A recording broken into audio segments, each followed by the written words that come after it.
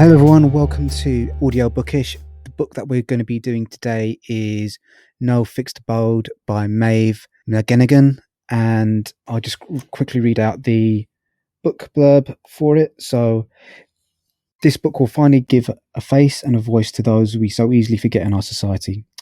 It will tell the highly personal, human, and sometimes surprisingly uplifting stories of real people struggling in a crumbling system. By telling their stories, we'll hope to know these people, to know their hopes and fears, their complexities and contradictions. We'll learn a little more about human relationships in all their messiness. And we'll learn how, with just a little too much misfortune, any one of us could find ourselves homeless and even become one of the hundreds of people dying in Britain's streets. As the number of rough sleepers skyrockets across the UK, No Fixed Abode by Maeve McClenaghan will bring to light many of the ad hoc projects attempting to address the problem. You'll meet some of the courageous people who dedicate their lives to saving the forgotten of our society and see that the smallest act of kindness or affection can save a life. This is a timely, important book, accompanying the wider themes of inequality, austerity measures, through the prism of homelessness, and offers a true picture of Britain today and shows how terrifying close we are to breaking point. And Poppy, do you want to read out Maeve's bio? Yes, so, based in Macclesfield, England, Maeve is an experienced investigative journalist who has written for BuzzFeed UK, The Guardian, the BBC, Vice News and others. She has worked with whistleblowers, leaked documents, large datasets and vulnerable sources. She joined the Bureau Local from Greenpeace's Energy Desk in 2017. Maeve has won many awards for her journalism, including the Bar Council's Legal Reporting Award, the Royal Statistical Society Award and the Insight Through Journalism Award. She has been nominated for the Orwell Prize 3 times. At the Bureau Local, Maeve specialises in homelessness, housing and employment. She ran the Bureau Local's award-winning #MakeThemCount and #LockedOut investigations, is the author of No Fixed Abode, a result of her homelessness reporting, and is the creator and host of the Tip-Off podcast. Maeve grew up reading the Northwich Guardian, and she is a big fan of the dogged reporting of the Manchester Evening News. So this was one of my choices, and the reason I chose it is for a couple of reasons. I've got a kind of passing interest in housing and homelessness. So for those of you who don't know, I was a solicitor for many years and I did quite a few housing cases. So I'm always quite interested in how kind of local authorities and the country as a whole is dealing with the homelessness issue. So when I kind of saw this book on the Borrow Box app, it just kind of caught my attention, and I think it's also quite a timely book as well. So what were your kind of initial impressions of it, Poppy?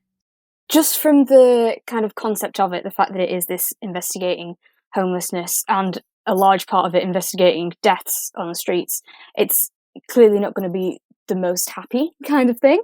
And, you know, I'm normally into fiction stuff anyway, and when I do go into non-fiction, it's normally because I want to be taught about subjects that interest me, as in kind of how you think of subjects like education, so like science stuff and language stuff and things like that. So it's not usually what I would go for, but, you know, I'm always up for trying new things.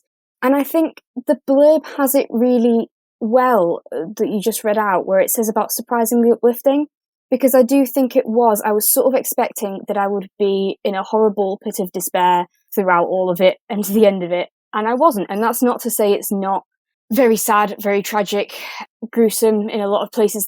There are bad things about it, but it's not the overall tone that you get from it, I don't think. The subtitle here is Life and Death Among the UK's Forgotten Homeless. And I think that's a big part. It isn't, although the project was about deaths, I think the book does show the life of homeless people, the lives that they lead. So yeah, I think if you're sort of like me and you don't usually go for, I guess, you know, depressing stuff, as selfish as that is, you don't kind of always want that. I don't think you should be afraid of it. I think it is some tough moments, but it is a mostly hopeful, uplifting kind of thing. And I did enjoy it. Yeah.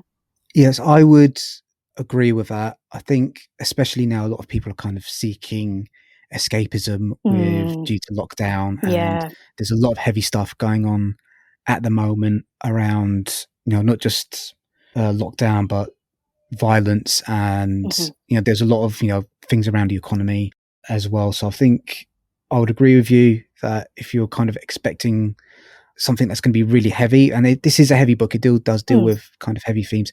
It's a really humanistic story, I think. Yeah, that's a good way to put it. And I think a lot of that is down to Maeve's narration of the story. I think she does a really remarkable job.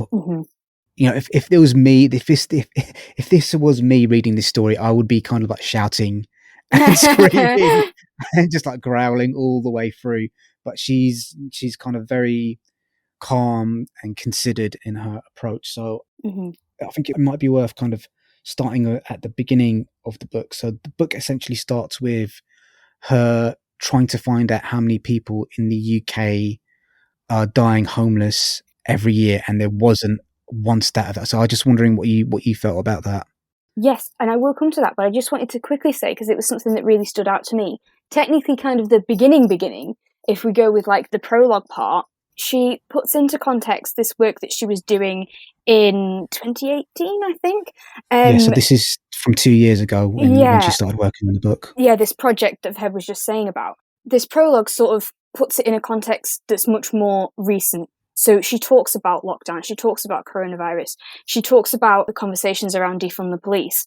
And this prologue is part of what makes it uplifting, because she kind of says in it, hopefully the things that you come across in this book won't be as much of an issue anymore, because she has noticed positive things. In some ways it's been forced positive things, as in because of the pandemic, the government have been forced to help people get off the streets. And, you know, things that homeless charities and people were told were, oh, it's just impossible, we can't do that, suddenly became possible when there was more of a pressing need for that to happen.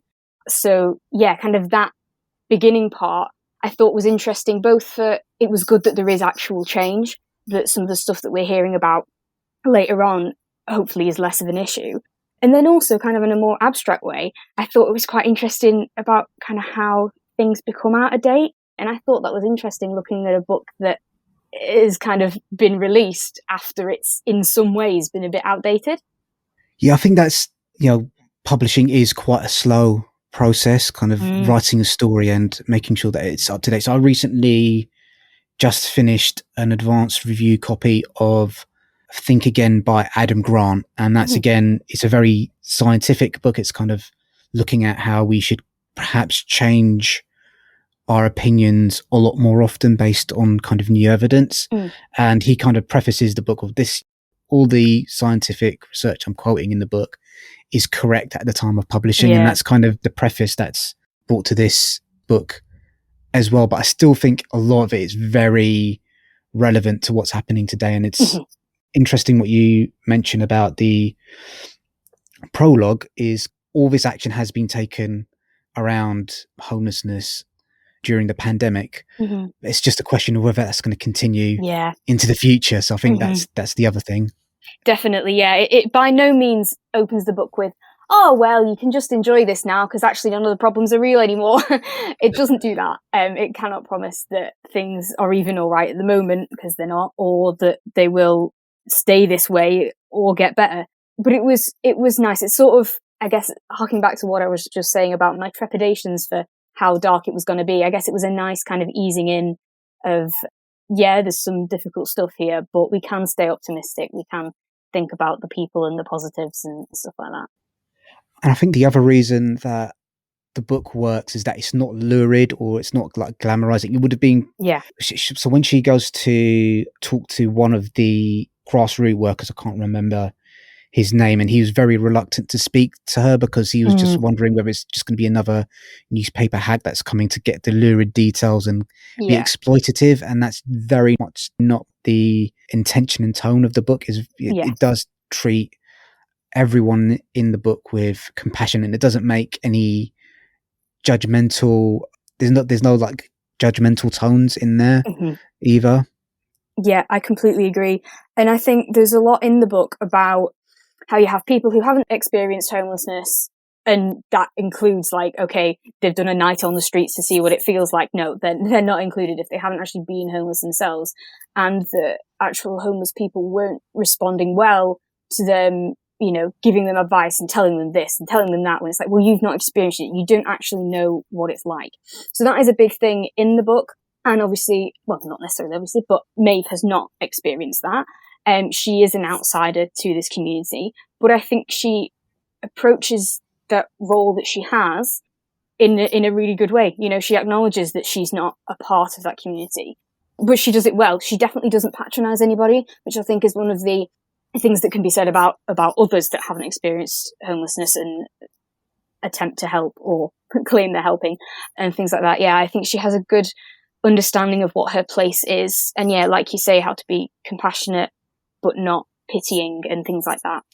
Yeah, so I think the approach that Maeve takes in the book, she very much uses individual stories to explain the statistics behind what's happening on the streets. So I think the first story is a gentleman passing away in the back garden of his former home and kind of looking at, well, you know, this is how that story happened and going through kind of the mistakes that the frontline services made in that situation. And that kind of opens up a wider tale of, where's the funding for this? Where's the resources for that?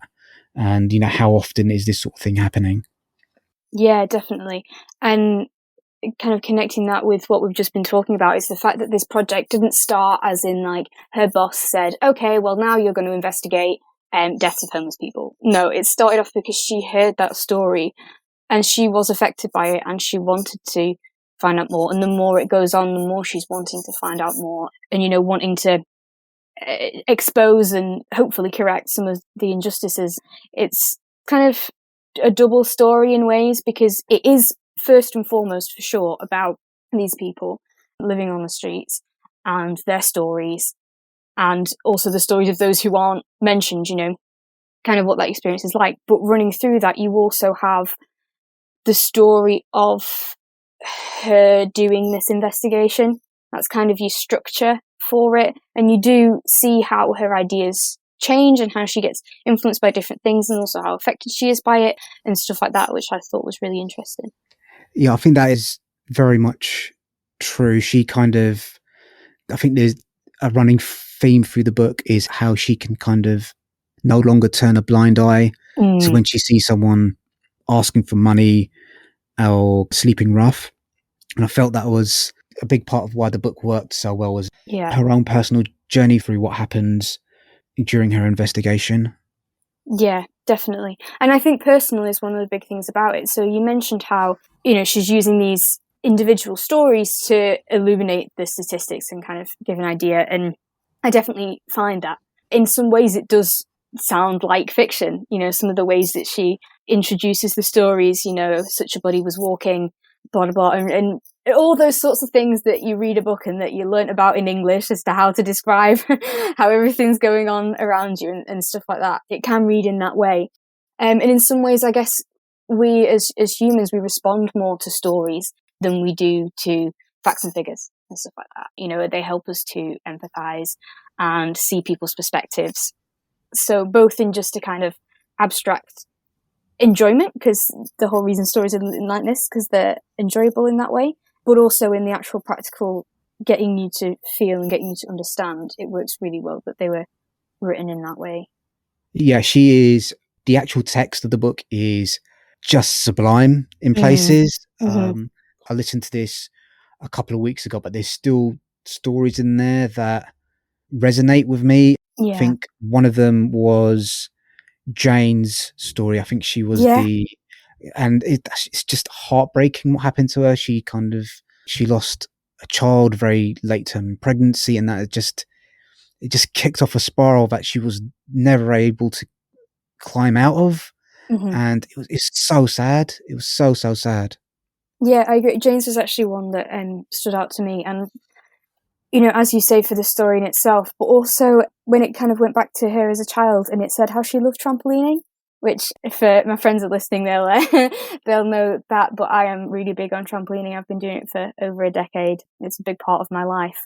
And so, yeah, hearing that was kind of an extra thing. It's not that I wouldn't have been able to connect with her had it not been for that. As you say, she did have a very sad story. It is one of the main ones that is focused on. It also isn't just said in one chapter. You then return to Jane quite a bit later on, and and throughout it, she is definitely one of the major figures in the book. But yeah, I did.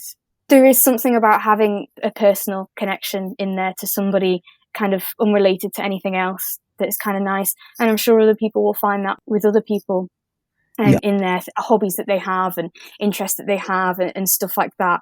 I think one of the good things about how varied everybody is that's covered in there is that, yeah, hopefully there will be something that listeners can go, oh yeah, that's like me, and you get an extra little bit of connection. Yeah, I think what she really does, she is actually very interested in people, so bringing out these small details about, as you mentioned, Jane's trampolining, and there's another gentleman who applied for a job with Stephen Hawking. Yeah. I was thinking that one in my head when I was saying about it as well. Yeah. And the other gentleman, I should have written down their names, but he was the army veteran who just went through absolute hell. I mean, just, diagnosed with cancer, sepsis, all these things that happened to him. And I think the other thing, using the different people that happened to is kind of, it also just highlights that there's as many types of people that there are. There's also different types of homelessnesses and cause of homelessnesses. So, yeah. Yeah, I think the different types of homelessness is quite a big thing in there, because that was one of the major obstacles she had with this getting data as to how many people were dying homeless, was the fact that there are so many different classifications for what counts. That was, making it really difficult for her or for charities or for councils or anybody to actually kind of definitively say. Yeah, so what kind of just to run through a few different types of, there's rough sleeping, where you're sleeping on the streets, sofa surfing. So I think that's quite a common one, especially, in a lot of the stories, how they weren't actually sleeping rough on the streets, but they didn't have a home to call their own. And then the other thing that really struck me as well was the domestic violence cases as well, people fleeing violence and how they're also homeless as well, because they've not got a place to rent out or a home of their own. Yeah, and then they were being offered shelters that were going to also put them at risk of violence, or certainly make them feel as though they are with the people who are around. Yes. The thing about the book is that it's a really complicated area. It's like really, there's a lot of factors. Yeah, I was especially interested by the talk that she had when she went and spoke to someone who deals with death certificates, and kind of then saying, it's not as simple as we could just put a box on there that said about homeless, and kind of listed various different reasons. And, one of them being that they might not want to be always associated with that and stuff like that kind of emotional impact that in some way is part of this idea of shame, which is obviously tackled in there, that's not helping and stuff like that. But I thought it was interesting, they talk about kind of a myriad of different complicated issues as to why you couldn't just simply add a box on the death certificate that would make that counting easy. It's because there's actual people there's a lot more to consider than that. Yeah, so one of my favorite podcasts is More or Less, Behind the Stats, and quite often they go into how different things are calculated. So she went to speak to the head of a big statistical organization. She went to talk to one of the people there. So that was also quite fascinating, seeing, how do you count these things? And it's really, really, really tricky. Yeah, no, and especially because there's also a part in the book where she goes on account of homeless people in a city. So basically the way they were working out their statistics was just that they would go out and see how many people they could see sleeping rough in a night, and then they'd use that figure and times it or whatever for how many people were sleeping rough in a year. But obviously that's not counting for, like you say, the sofa surfers, people who are in temporary accommodation, people who are just hiding. They didn't want to be out on the streets. They're in more secluded places, all sorts of stuff like that. There's reasons why that isn't an accurate way to do it. And yet that's kind of what the big figures of how is homelessness doing at the moment are being counted on. Yeah, and it's kind of, they're doing it on one night of the year. And they're also telling people, well, don't go into kind of like really dark areas. Yes, of course, there's that. Yeah, you could kind of, it almost turned a little bit into like the beginning of a horror story when she was out about with the counters, because it's kind of like, do I go down this alley? My torches run out of battery. They're using their phones to kind of like look into different basements and things like that. So yeah, that was a fascinating part of the book. Is there are real practical difficulties with tackling this problem. Even if the will and the funding was there, it's still going to be quite tricky to find out what is actually happening. Yeah. So we've kind of like jumped around Yes, sorry. different topics, because like the book covers so much.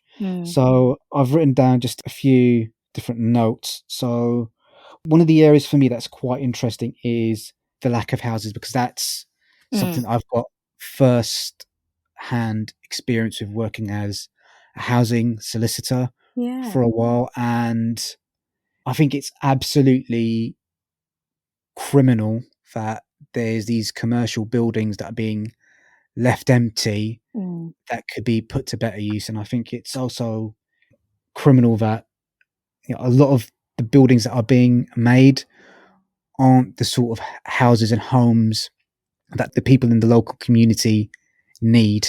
Yeah. So one of the things that's brought up in the book is how these schemes that go up quite often as part of the planning permission that you need to build a certain number of affordable homes, and they just don't do it. They'll just kind of like give the, you know, money to the council instead. And I think that's absolutely, it was so infuriating. It's something that you see time and time again. No, definitely. And I was kind of struck by so how this group was using an old abandoned doctor's surgery, I think, as a shelter, and then they were getting sued by the NHS for using this building that no one else was using for anything else, and just the only reason that they wanted them out was, well, we own it, so we don't want you there. It sort of seemed to, you know, there was no kind of, oh, this building is being used for something else.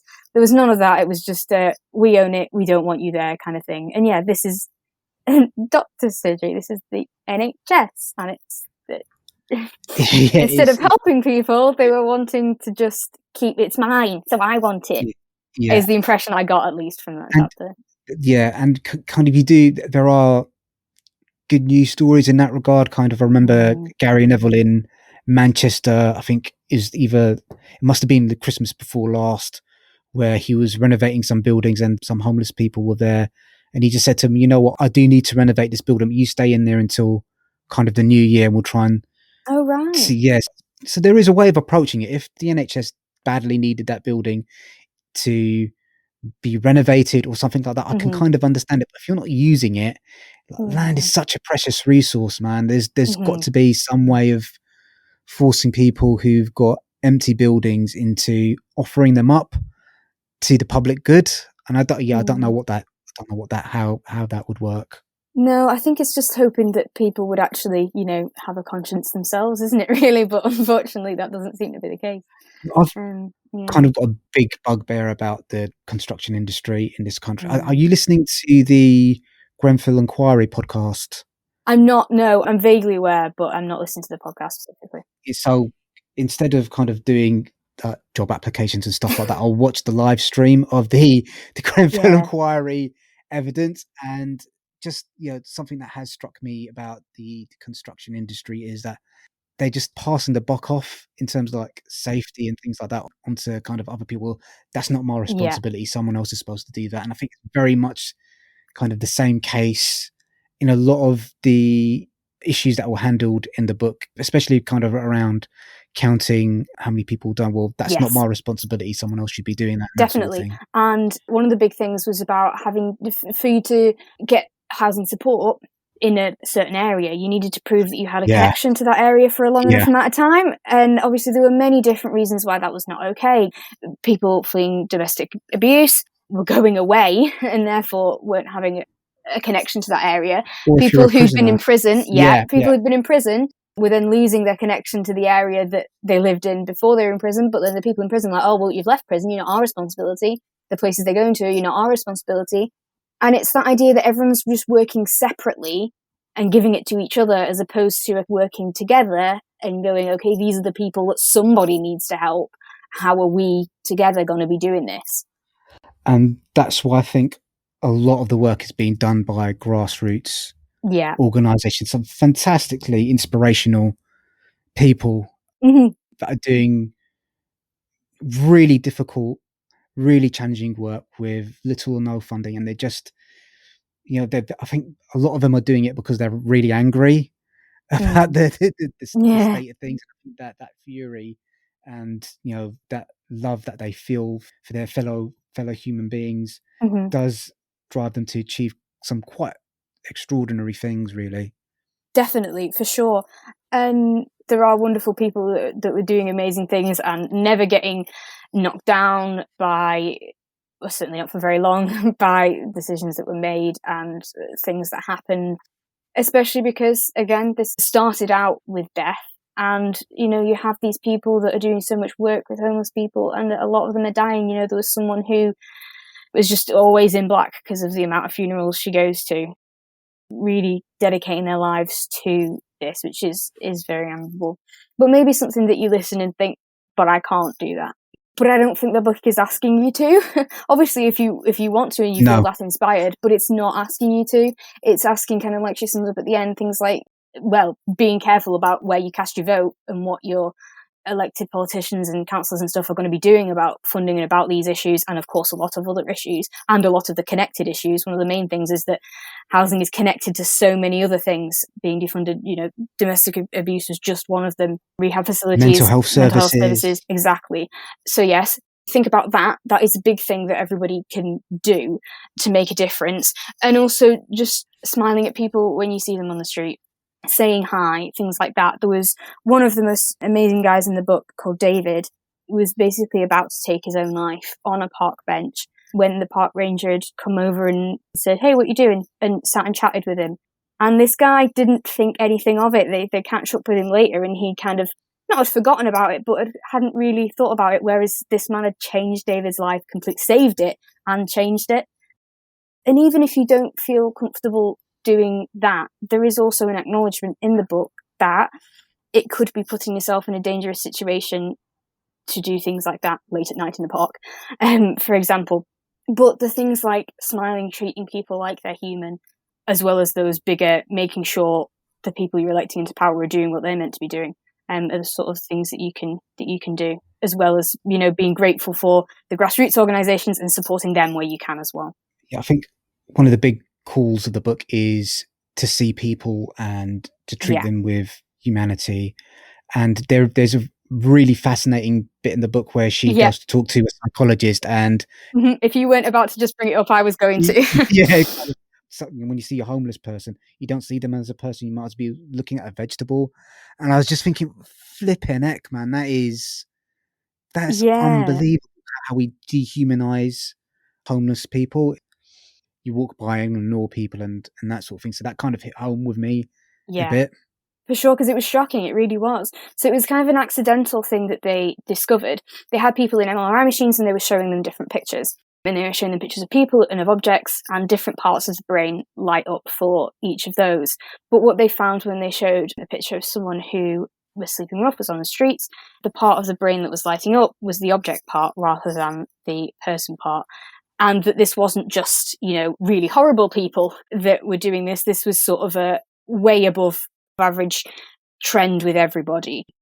And part of the thing about why it's not just horrible people, the way that the scientist explained it was because sometimes we can find it really hard seeing that situation and don't want to put ourselves in their shoes, and therefore our brains make us think that they're not really a person that we can empathize with, because then that would just be too hard to try and see ourselves as them and connect with them. So not in any way saying that that's a good thing, like, oh, okay, we'll let you off with that.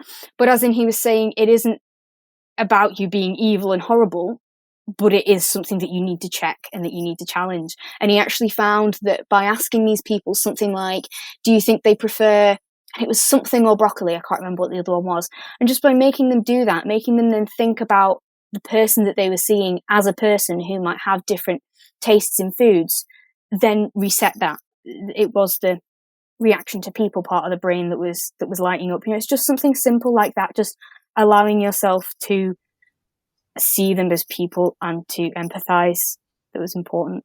Yeah, we've kind of been talking for about half an hour about the book. Mm-hmm. It is a complicated issue. There are a lot of stories in there, and she does speak to a lot of interesting people. I think Yeah. in terms of the narration itself, we've already mentioned, I think Mm-hmm. she does a superb job of keeping the right tone in Yeah. terms of the stories that she's telling. I agree. I think she's just a really good narrator anyway. I really enjoyed listening to her. You know, sort of if she were to change career and become an audiobook narrator, I'd be all right with that. But as well as that, I think it was important that she was the one reading it as opposed to someone else. You know, as well as it just being written in Yes. first person, it is very much, like I said, that other strand about it being her journey. So there was that part of it where it's personal to her, but also because she's the one that's lived through talking to all these people, who has written down these words because they're the words that she's felt is best describing what she needs to describe. Therefore, it works best that she is the one to read them. We've spoken before about kind of when anyone reads anything out loud, you're always going to put your own interpretation and twist on it. And therefore, it's important that what you're getting there is her interpretation, therefore what she kind of meant to put down. I think it's very good that, as well as being an amazing investigative journalist, she's also a very good reader, because that meant they could give her the role to narrate it, and I think that was great. Yeah, I really enjoyed this book. Mm-hmm. I found it illuminating. I found it fascinating. I found it anger-inducing and frustrating.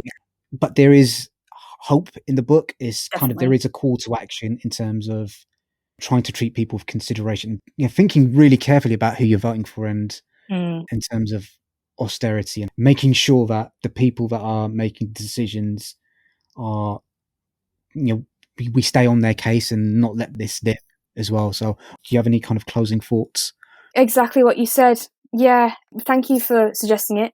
It definitely isn't something that I would have chosen to listen to, but I am glad that I did. I took a lot away from it. So yeah, and I do recommend it.